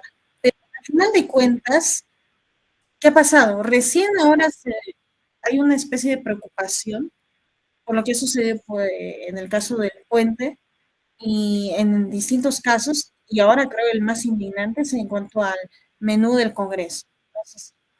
Entonces, si no es hasta que ocurre un problema, es que recién se toma importancia. Y curiosamente, este mismo hecho, pues pasó en el centro comercial de Trujillo, etcétera. O sea, los temas de derecho no es que se están descubriendo, contrataciones públicas es algo que ya estaba antes, y ahora, gracias a Tony por haber explicado lo de la ineficacia de las mismas, y esperemos que con esta nueva ley de contrataciones públicas, pues vaya a haber cierta eficiencia que lamentablemente antes no se ha dado. Ahora, yo también quisiera preguntarles también, hacerles participar a los chicos. Daniel, ¿qué opinas al respecto también? Heidi, Saskia.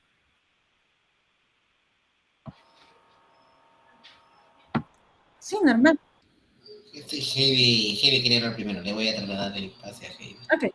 Muchas gracias, Daniel. Ya. Quería comentar de que es cierto, contrataciones públicas estamos rodeadas de ellas, no hay que ser la vista a un lado, la vista ciega. Literalmente las carreteras, colegios, instituciones o cualquier otra construcción, o incluso mismos dentro de las entidades, estamos rodeadas de ellas. Yo les voy a contar ahorita de lo que sucede en Madre de Dios en cuanto a las contrataciones públicas. Actualmente, hace un año, si no me equivoco, se estaba construyéndose la carretera de Chorrillos, la que está más o menos por el kilómetro 13 o 12, si no me equivoco. No está inaugurada ni siquiera, pero supuestamente ya se terminó, se paralizó, pero si ustedes ven o si en algún momento les pueda tomar una foto a esa carretera, no está ni siquiera hecha. Y si es que está hecha, es simplemente un pedacito, es literalmente el grosor de la pista que se ha realizado es el tamaño de una hoja de bond. Y el presupuesto que se ha tomado para esa construcción es una cantidad bastante enorme y no se ve resultados, no hay nada que diga, no hay nada. Otro ejemplo es la carretera de Infierno, la cual siempre ha habido problemas, no es una carretera ni siquiera para decirlo, no es carretera.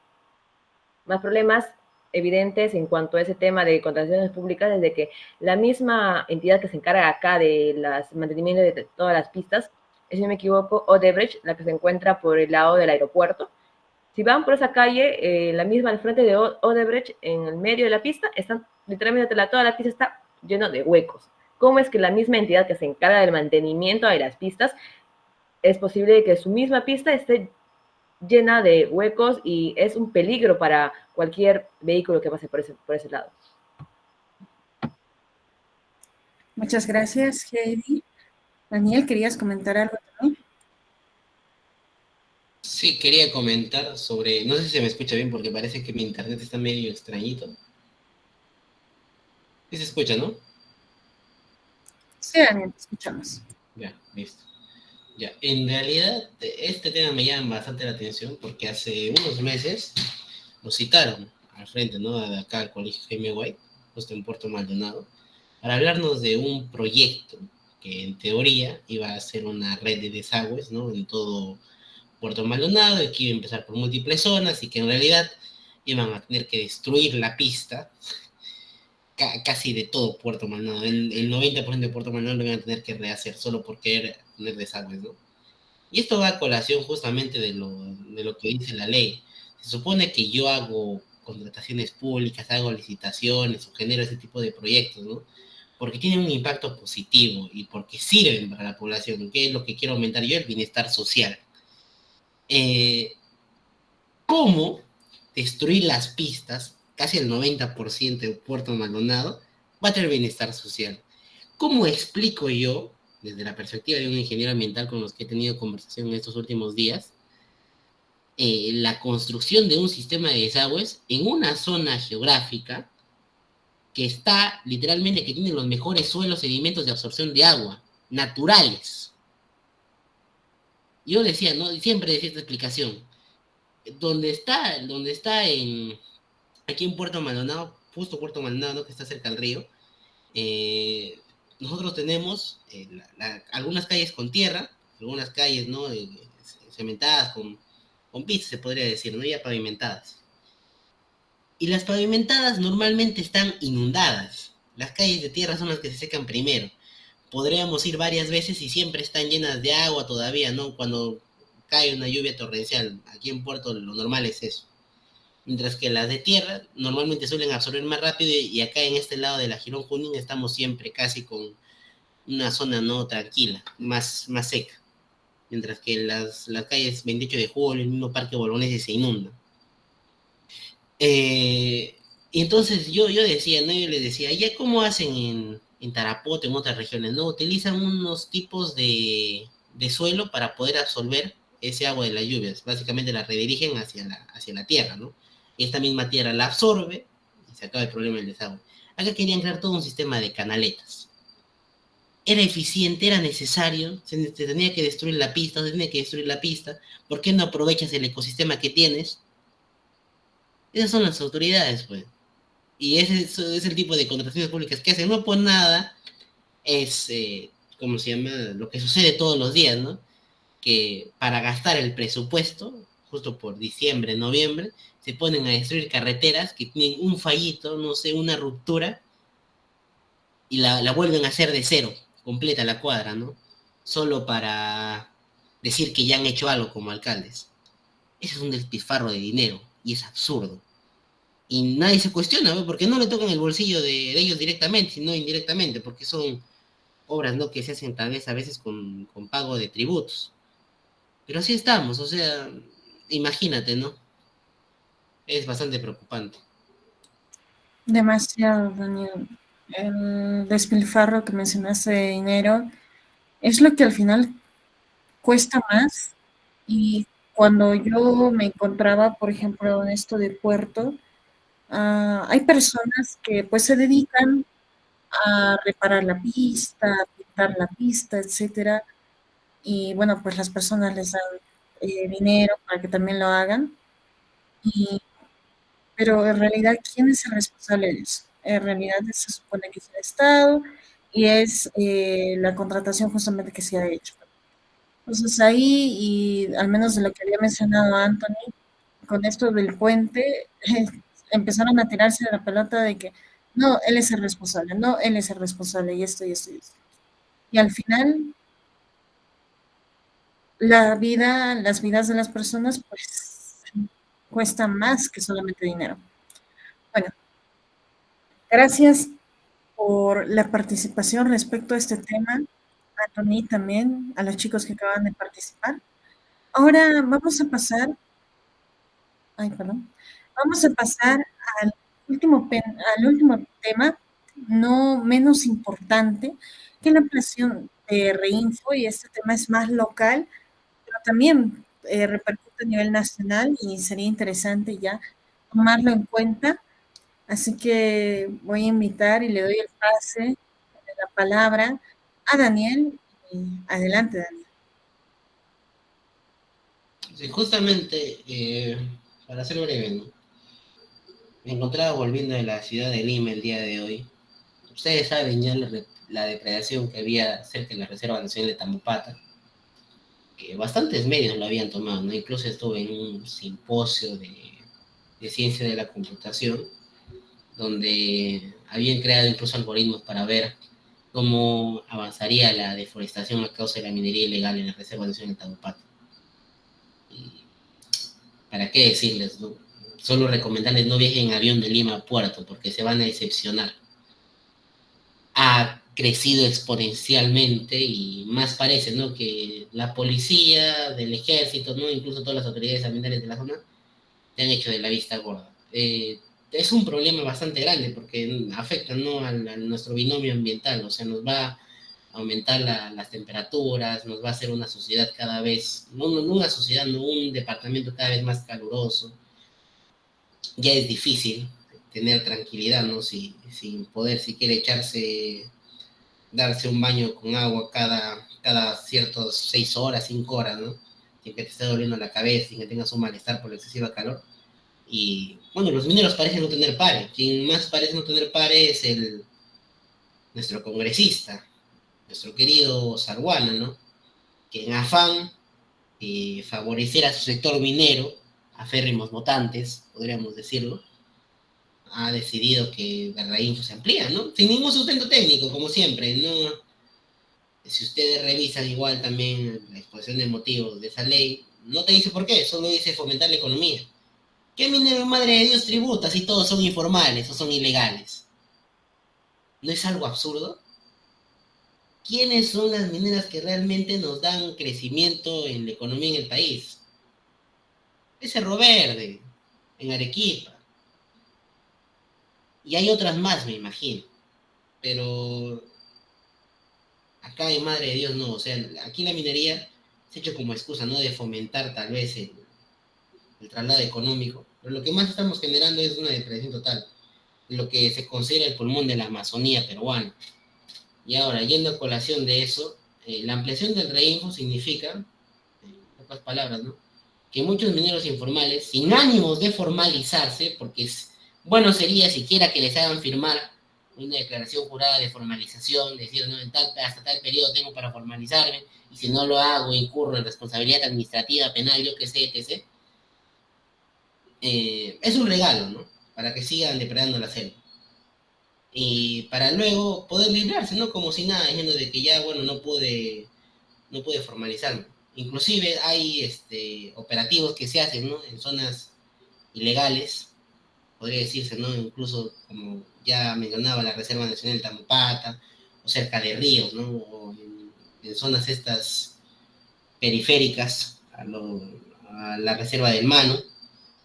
¿Qué nos dicen? ¿Cómo hay reinfos otorgados dentro de un área natural protegida? ¿No es esto absurdo? Y hay casos donde en el catastro minero aparecen, ¿no? Si uno revisa el Ingemet, uno se pregunta cómo. Incluso toda la Pampa, incluso hay aparente, ¿no? No concesiones, sino áreas en rey. Y uno tiene, ¿no?, que estar loco ya de la cabeza, pensando que esto ya es algo global. ¿Por qué? Porque si en Madre de Dios radica el problema de la minería ilegal y se están otorgando, entre comillas, ¿no? Situaciones, áreas que no deberían otorgarse de prima facie, significa que incluso la autoridad está coludida con los mineros. Y si el Estado a nivel nacional, los congresistas, no hacen nada, es que ellos también están coludidos. Y eso no ha pasado solo desde ahora, ¿no? Ya va desde hace tiempo. Cuando la ciudad fue tomada a Puerto Maldonado porque hubo, yo lo llamo, ¿no?, la ejecución de Urresti, que se tiró casi toda la Pampa en solo un día, que alguien debería tener, perdón la palabra, ¿no?, los huevos de hacerlo otra vez para sacar a toda esa lacra de población. Un poco más tomaron Puerto Maldonado, lanzaron bombas lacrimógenas contra colegios, contra negocios, y eso pues ya no puedes decir que fomenta la economía. Tendrías que ser, ¿no?, un estudiante de Lavallejo, sin ofender. Por eso mismo, entonces, yo considero fuertemente que aquí falta intervención de la policía, intervención del ejército. ¿Para qué decirles ya, no? En La Pampa hay policías protegiendo a los mineros. Con eso lo digo todo, ¿no? Ya parece una pequeña ciudad que todos aceptamos, que vemos por la carretera y que nadie dice nada. Y lo peor, esta ampliación del Reinfo dice, da una nueva fecha y sin sustento alguno, indica dentro de sus consideraciones que se puede volver a ampliar.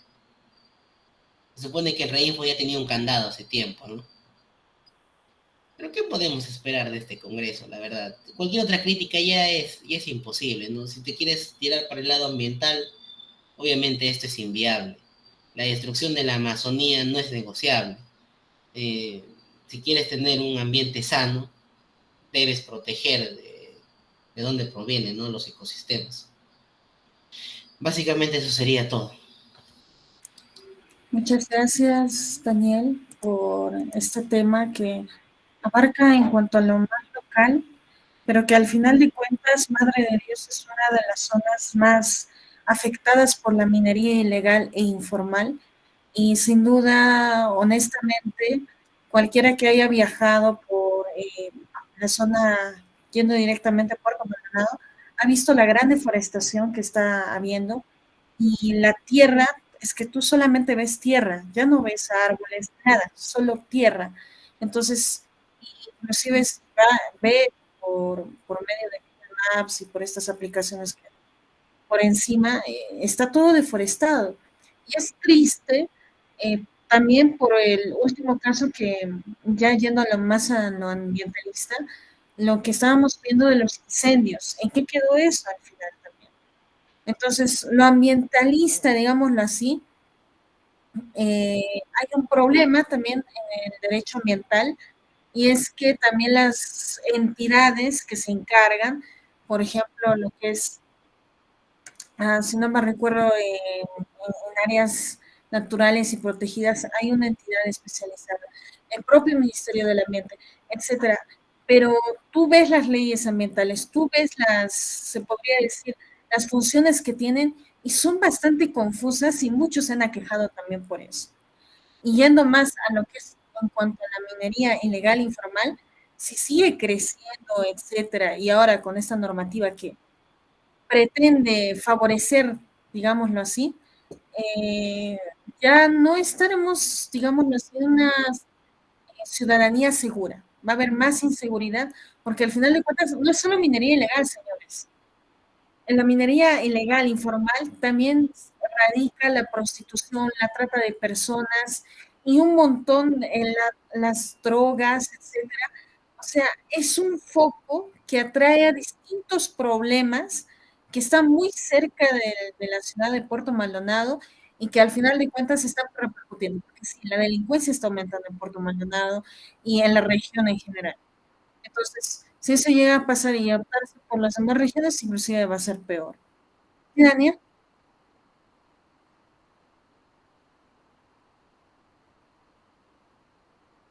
¿Daniel? ¿Te escuchamos? Sí, estoy un poco lento en internet. Quería presentar si me podrías suplantarte en la presentación. Por supuesto. Gracias.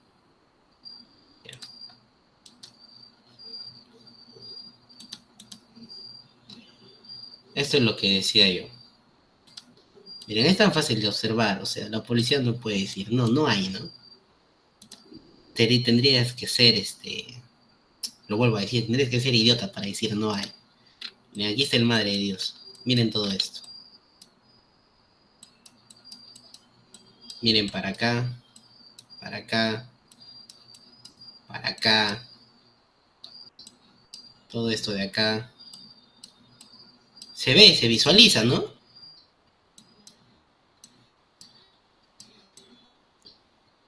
No parece tanto, pero Aquí la debería anchura estar. de río es bastante, Ah, no es así nada más. sí, sí. Miren, pues. Todo esto es una área desforestada. Bueno, aquí está. Mira, un centro ecológico todavía hay acá. Está grave. Y está bien cerquita de lo que es Puerto Maldonado. Por eso yo les decía, o sea, en realidad, quien tiene ojos que vea, ¿no? No, no es de decir algo como si fuera un aspecto totalmente técnico. Si quieres eliminar la minería, erradica el problema. Los mineros. No más voy a decir eso. Muchas gracias, Daniel, por podría decir, esta exposición, esta explicación al respecto de lo que está pasando con la Reinfo y, bueno, la normativa que va a perjudicar finalmente bastante. Entonces, ahora sí, invito a los demás, si quieren comentar al respecto de este tema, Anthony, Saskia, que pueden dar un último comentario sobre este tema, que es acerca de la ampliación de Reinfo. Y muchas gracias, Anthony, te doy la palabra. Claro que sí. Bueno, respecto al tema en concreto, me gustaría enfocarme en lo que es el tema del procedimiento de sanción que se ve cuando se realizan estas situaciones de minería, estas situaciones donde se termina abusando del medio ambiente para obtener un bienestar particular en lugar de uno general, como debería ser. Resulta que en esta materia propiamente, que es conocida como una materia sancionadora, que es una consecuencia del jus puniendi estatal, nos encontramos con unas leyes especiales que promueven y que promulgan efectivamente que se haga justicia, ¿no? Por ejemplo, que se apliquen medidas preventivas, que se apliquen una suerte de medidas cautelares para que este tipo de conductas lesivas dejen de darse y de perjudicarse el medio ambiente, pero en la ley general, que es el tubo de la LEPAJ, nos encontramos con una suerte de cuestión dogmática que si bien debería no tener injerencia directa con la problemática social que tenemos aquí, pero lo tiene. Las famosas alegaciones. ¿Qué son las alegaciones, Anthony? Nosotros nos encontramos inmersos en un procedimiento de sanción que puede ser tránsito, transporte, que puede ser incluso minería ilegal, y lamentablemente, obviamente, en todo procedimiento de sanción vamos a tener leyes especiales y leyes generales. Lo que nos menciona la ley general, que es el tubo de la LEPAJ, es que se pueden presentar escritos a pesar de que se haya quebrado, a pesar de que ya se haya superado ese plazo estimado para presentarlos. Y otra vez, de la figura de las alegaciones. Nos encontramos ante un vicio contra la legalidad y nos encontramos sobre todo con una institución que quiebra totalmente lo que es el famoso principio de preclusión procesal, que se encuentra presente en tantas materias como no es el derecho penal. Una analogía a este tema también lo podríamos ver con el derecho civil cuando nosotros nos referimos a los famosos téngase presente, que en esencia son escritos extratemporáneos que buscan ciertamente tomar por sorpresa a un juez o tomar por sorpresa a un administrador de justicia para poder sacar un beneficio al final, ¿no? Entonces, también considero yo de que es muy importante que se realicen reformas legislativas en los códigos adjetivos y en las leyes procedimentales en la materia sancionadora para que este tipo de situaciones dejen de darse. Muchas gracias, Anthony. Una buena perspectiva en cuanto a nivel sancionador. Sabemos que están las sanciones administrativas, civiles, penales, etcétera. Saskia, coméntanos. Sí, justo también tenemos ese problema, pero en el problema de la minería en la región de Puno. La situación es de que tanto minera legal como ilegal ah, causan daño al medio ambiente eh, y también causan daño a la misma población cercana.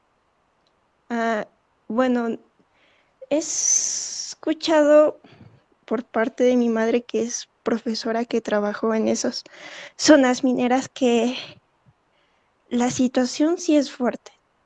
Literal, viven al costado de la mina. No se duerme, no se come, no se vive. Y eso es en la minería ilegal. En el caso de la minería, bueno, ya legal, que pasó ese proceso, el caso es distinto. Se dice que se les va a dar empleo, que se les va a dar cierta salud o no sé. Es distinto. No dan trabajo. Dan un trabajo muy deficiente, les meten, lo sacan, los meten, lo sacan, evitando así que no se les pague su, ¿cómo decirlo?, su seguro. Si sucede algo, ya fueron. Y ese es el problema. Y dicen que también les va a dar trabajo, digamos, a los profesionales, a los ingenieros. Sin embargo, no es así. Traen a sus expertos, en el caso de Puno, sus expertos de Chile, lo cual es como que un tanto contradictorio. Y bueno, ya último, me fui de paseíto a Arequipa y lo que sucede es que también quieren poner otra minera. No sé si... bueno, la situación es de que quieren usar el río que va, y ese río va directo al Valle del Tambo. ¿Qué hay en el Valle del Tambo? Hay producción de arroz, de caña de azúcar, de vacas, no sé. La cosa es que si no se maneja correctamente esto, va a causar desastres como se ve en Madre de Dios o acá en Puno o en otras partes como Arequipa. La minería sí es buena porque, bueno, así me enseñaron, pero viendo esa realidad, pagar el precio de la vida por un factor económico es algo ah, contradictorio. Y con respecto al reinfo, creo que sí, debería ser revisada más a profundidad y meter leyes o modificarlas que ayuden, pero el Congreso no está haciendo eso, así que es, es triste. Creo que con eso acabo. Muchas gracias, Saskia. Recordemos también, antes Heidi, recordemos también que no es la primera vez que sucede, ¿no? Y mayormente lo que se recurre es a qué? Un proceso de amparo. Mayormente es a lo que se recurre por el hecho de derechos difusos, digámoslo así, en cuanto al medio ambiente. Es otra vía también, la denuncia, etcétera. Lamentablemente las normativas no apoyan, entonces lo único que queda confiar es justamente en ese sistema de justicia. Sí, Heidi. Bueno, continuando con lo que se había mencionado, aquí en Madre de Dios, dicha actividad es desde hace ya varios años, no hay que hacer tampoco, no hay que olvidarlo. En su momento, si no me equivoco, Urrestis propuso o se mencionó una manera de erradicarla. Claro que en su momento se aplaudió, se dijo, perfecta la innovación, la propuesta, pero según las nuevas investigaciones que se realizó, fue un total desastre su propuesta. ¿Por qué lo digo esto?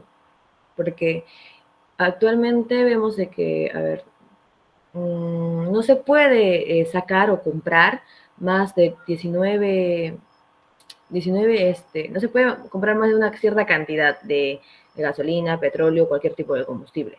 Esto claramente afecta a dicha actividad que estamos hablando, pero también está afectando a otras actividades, tales como el turismo, porque las embarcaciones necesitan de este combustible para hacer sus transportes y no, al no poder sacar una cantidad, es un completo perjuicio también a la agricultura, porque muchos de los agricultores, pues, sus sembríos están al frente o están cruzando el río y es bastante perjudicable. También otro tema de que he podido ver de por qué es la ampliación del reinfo. Según lo que me habían explicado era de que era para tener un control y ver cuántos mineros informales hay y cuántos para poder formalizados, para tener un control de ellos y para poder manejar una solución. Bueno, vemos de que tal vez la ampliación de Reinfo se ha ampliado muchas veces ya, porque no es la primera vez que se amplía, es un poco bastante drástico ese tema, pero hay que buscar soluciones. El problema está, ¿cuál es la solución? La solución que se está viendo, según lo que he visto, son algunas propuestas de una reforestación, la cual es, si no me equivoco, en la Sexta Brigada, sí, la Sexta Brigada de Fuerzas Especiales, junto con el apoyo de, creo que si no me equivoco, también de la UNAM, si no me equivoco, ¿qué es? Se están haciendo un proyecto para poder reforestar estas zonas que han sido deforestadas, lo cual está bien. Pero también hay otro tema que podemos ver en estos casos, de que cuando se hacen las intervenciones en las zonas mineras, también se está viendo por parte del Estado que hay también una afectación al medio ambiente, porque se ve que se explotan las maquinarias. Una explosión de esa magnitud pues también causa contaminación, no hay que hacer de la vista gorda, así que ambos lados también están contaminando, hay que buscar soluciones a este problema. Muchas gracias, Heidi, muchas gracias, Saskia, Daniel, Anthony, por sus aportes respecto a este tema. Y en los temas en general, que como ya hemos visto son 5 muy importantes y de los cuales pues hemos estado comentando y a la vez hemos estado pues analizando. Y muchas gracias, chicos, por esa participación. Y ahora yo solicito que pues todos prendamos nuestras cámaras para poder dar una pequeña conclusión cada uno de nosotros para que respecto a todos estos temas, actualidad y derechos de riesgo. ¿Qué es lo que opinamos? ¿Qué mensaje queremos dar también a los estudiantes de Derecho, abogados, ciudadanos en general? Anthony, empezamos contigo. Claro que sí. Yo quisiera culminar con unas palabras del maestro León Barandarian, quien dice, y como lo he dicho en el transcurso de esta reunión, La obligación del jurista no es solamente sentarse en el aula y dictar clases, sino es tener injerencia directa con lo que es la vida política de los hombres.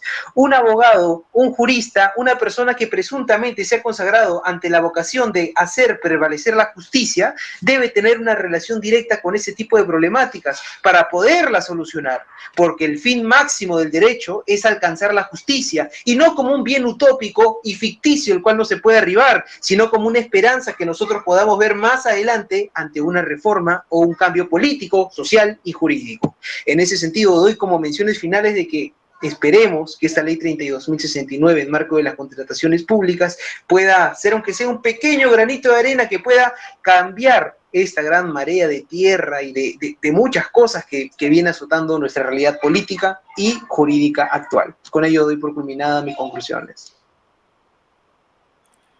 Muchas gracias, Anthony, y sin duda, muchas gracias por citar a increíble jurista, de verdad, Barandarian, muy icónico en cuanto a acto jurídico. Les recomiendo también que lo lean.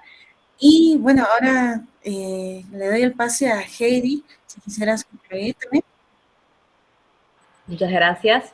Bueno, como conclusiones, sería magnífico o un poco iluso pensar de que queramos un mundo utópico, un mundo perfecto, lo cual no existe, lamentablemente. Bueno, no lamentablemente, sino que un mundo utópico no existe y hay que comprenderlo. Nuestro mundo ahorita tiene imperfecciones, pero esas imperfecciones, esos conflictos, problemas, debemos hallar soluciones. Está bien, decimos los problemas, pero no hay que quedarnos ahí, hay que buscar soluciones, no es que seamos cerrados. Los problemas, tanto en cuanto al Estado, a la PNP, a las corporaciones públicas, a los congresistas o a cualquier otro sector, son diversos. Pero hay que hacer algo, no hay que quedarnos sentados o hay que quedarnos callados, hay que buscar una forma de solucionar dichos problemas. Sin nada más que decir, muchas gracias por haberme dejado participar en este podcast, la cual es la primera vez que participo en un podcast, así que estaba un poco nerviosa. Y bueno, nada más que decir. Muchas gracias, Heidi, no te preocupes. De hecho, todo esto nos sirve de experiencia porque vamos a ser futuros abogados y al final de cuentas hay que saber, cómo se dice, argumentar. Le doy el pase también a Saskia, si quieres dar una conclusión y también, claro, si quieren dar saludos normal, chicos. Gracias, Nadia. Con respecto a mi conclusión, creo que yo soy alguien pesimista y quisiera decirles que a pesar de los distintos problemas que ocurren en el Perú, tanto como la criminalización de la protesta o restringir ciertos derechos por distintos factores, creo que como ciudadanos, como personas, no deberíamos hacer la vista gorda. Es decir, eso no me va. Al menos enterarnos de lo que pasa. Y creo que con esa pequeña acción que tú puedes hacer es suficiente. Si quieres, haz un paso más adelante, pero creo que primero es tomar conciencia de lo que está sucediendo. Y gracias por dejarme participar. Me he sentido muy nerviosa y muchas gracias por dejarme hablar. Ya. Gracias. No te preocupes. Gracias a ti, Saskia, también por estar participando. Cada mínimo aporte es el mejor. Y increíblemente, pues muy pocas personas son las que alzan la voz. Y muchas gracias, Saskia, al respecto. Por último, Daniel, y bueno, ya al último también voy a dar una conclusión. Te doy el pase, Daniel. Sí, en realidad incentiva bastante ver personas, ¿no? Así como Saskia, ¿no? Que tienen tal vez esa imposibilidad, un poco una restricción del nerviosismo, pero que quieren aportar algo a su país, quieren participar en ese tipo de eventos, ¿no? Eso es lo realmente bonito y creo que la asociación debe aspirar a eso, debe aspirar a cada vez incorporar más gente que esté interesada en el futuro del país. Mi visión también es un poco pesimista, la verdad. Siento que en este podcast he sido bastante ácido, o sea, he dado ideas más, un poco más directas, ¿no? Controversiales. Por ahí alguien me podría rebatir con un buen fundamento, tal vez, ¿no? Pero a mí me gusta siempre, ¿no? Radicalizar estas cosas, porque yo siento que esta deformidad legislativa no va a poder ser cambiada hasta alguien que tenga realmente los pantalones bien puestos, ¿no? Hasta que alguien así actúe. ¿Por qué? Porque lo que necesitamos es sacar ese chip corrupto de raíz. No estoy hablando tal vez de una dictadura, no estoy hablando tal vez de una especie de monarquía, ¿no? En realidad tiene que ser una elección en democracia, pero ¿cómo hacemos que la mejor opción real gane? No el peor, no el mejor peor, o sino o el que gana voto joven, o el que tiene tal vez buena carisma, gane, ¿no? O el que tal vez solo sabe hablar y en realidad es uno más del montón, es un maniquí, ¿no? De otros elementos. ¿Cómo sabemos? Con una población que está cada vez más capacitada y una población que realmente sabe lo que quiere, sabe cómo accionar, sabe cómo desenvolverse y es cada vez más crítica. Era interesante lo que se decía, ¿no? En un inicio respecto de lo que uno ve y cómo uno reacciona a lo que se le plantea, ¿no? Normalmente la gente en el Perú solo es, por decirlo así, preponderantemente reactiva cuando le tocan su bolsillo, ¿no? Cuando sube el precio del pan, cuando sube el dólar, cuando se deprecia el sol, cuando los sueldos son insuficientes, etc, etc, etc. Y hay muchas cosas en realidad que no se relacionan directamente con el dinero, como esto.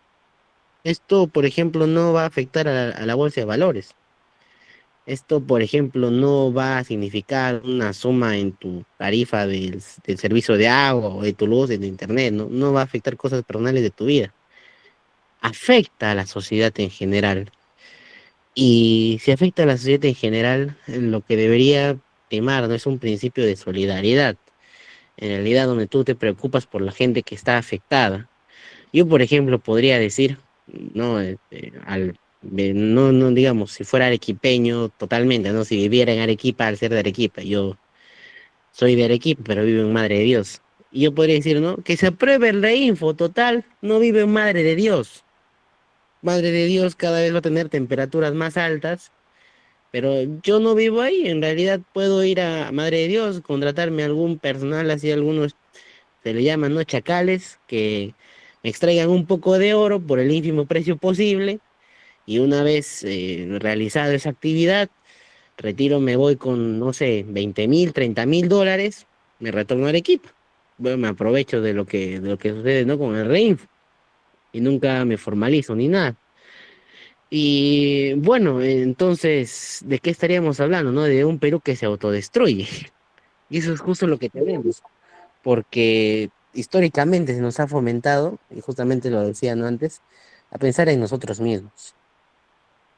Una asociación tiene como fin un interés público, ¿no? Algo así como lo sería una entidad en realidad, el bienestar común. Por eso no persigue un fin lucrativo, porque casi todos los fines lucrativos en realidad están vinculados con lo privado, con los intereses personales. Espero, la verdad, que este podcast haya servido para reflexionar, para animarlos, ¿no? A opinar sobre diferentes cuestiones. Sé que tal vez no todos manejamos la misma información o los mismos tecnicismos jurídicos. En realidad queremos que la gente se involucre más en este tipo de espacios, porque sin conocimiento de tu realidad no puedes opinar, no puedes vivir, no puedes desenvolverte. Alguien que no conoce su historia está condenado a repetirla. ¿Cuántas veces hemos elegido los mismos congresistas truchos? ¿Y quién nos asegura que no los volverán a elegir en el futuro? ¿Acaso nosotros sabemos los nombres propios de cada uno de los congresistas que están aprobando este tipo de mamarrachos legislativos? No. ¿Por qué? Porque se aprueban un total de 3, 4 leyes a diario cuando se inician, ¿no?, los periodos legislativos. Nosotros no vamos a saber todo. Tal vez la información es bastante amplia como para querer tratar de ser unos todistas en esta materia, ¿no? Pero si algo podemos hacer es aportar nuestro granito de arena para hacer que la otra persona conozca, la otra persona sepa cuál es la problemática, cuál es el partido político que nos afecta, cuál es el movimiento, el accionar de la población que nos hace daño, ¿no? Y el ir eliminando estos cánceres sociales al final va a ser el objetivo de esta asociación. Espero que cada vez más gente se una al cambio y que juntos podamos ser una suerte de fuerza, ¿no? Para poder eliminar, no diría yo el chip de la corrupción, pero el chip del mal peruano, ¿no? El chip del criollo, el que quiere aprovecharse de los demás y solo piensa en sí mismo. Y que en realidad resulta en un detrimento bastante importante. Un economista te diría, ¿no? Estas leyes no tienen un análisis costo-beneficio porque priorizan a un sector de la población y eso te genera un desequilibrio económico. Sería todo. Muchas gracias, Daniel. Y yo también quisiera comentar, ya se acercan las elecciones y ese derecho legitimado que ahora ya nos están legitimando lo que es la protesta social, por lo menos ahora el sufragio, es de los que más en serio tenemos que tener en cuenta y espero que las cosas mejoren en sí. Y como ya lo había mencionado, los estudiantes de derecho, abogados en general, tenemos ese deber de defender. Y espero que muchos, yo sé que en primer semestre dijeron, yo quiero hacer justicia, bueno, espero cumplan su palabra al final de cuentas, ¿no? Entonces, ahí está la cuestión. No tratemos de ver el dinero y lucro porque ya estamos viendo en que está desembocando todo eso, ¿no? No es nada más eso. Ahora, ya a manera de conclusión, y bueno, aclarar esto del sorteo, no hubo suficiente participación en el sorteo, así que nuestro siguiente podcast se va a sortear en lo que es este mismo libro, así que no hay problema al respecto. Y gracias a los chicos que también han estado participando de manera activa, honestamente estoy muy feliz y contenta de haber participado y de haber escuchado a nuestros compañeros porque de alguna manera estamos aportando con algo. Y como lo decía un docente también de la UNAPUNO, tú tienes que estar preparado con lo que tú tienes. Si en algún momento algún periodista, imagínense, les interrogue y les a nivel nacional, pues vayas a pasar como estudiante de derecho y te diga, ¿qué opinas de la realidad a nivel jurídico, político? Pues ahí está, en lo que estás preparado, en los conocimientos que tienes y a lo que vas, básicamente.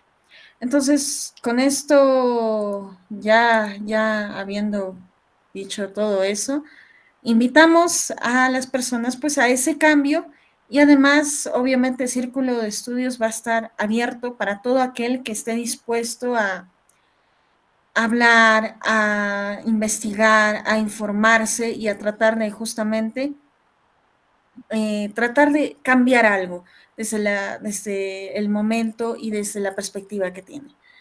Y bueno, damos por finalizado este podcast jurídico político, nuestro primer episodio, actualidad y derechos en riesgo. Sí, hay derechos vulnerados, estamos viendo con los diferentes temas que hemos dicho. Y bueno, obviamente invitamos a las personas, a los ciudadanos en general, a todos, a suscribirse, a seguirnos, etcétera, porque obviamente nosotros vamos a estar buscando eso constantemente, ¿no? Lo que es actualizar la realidad y la realidad jurídica y política a todas las personas. Muchas gracias a todos, chicos, por haber participado. Se nota la calidad que hay también en ustedes. Espero de verdad muy buenos profesionales ustedes y también a aquellos que nos hayan visto. Muchas gracias. Eso sería todo por mi parte y les deseo mucha suerte. Hasta luego. Hasta luego. Muchas gracias.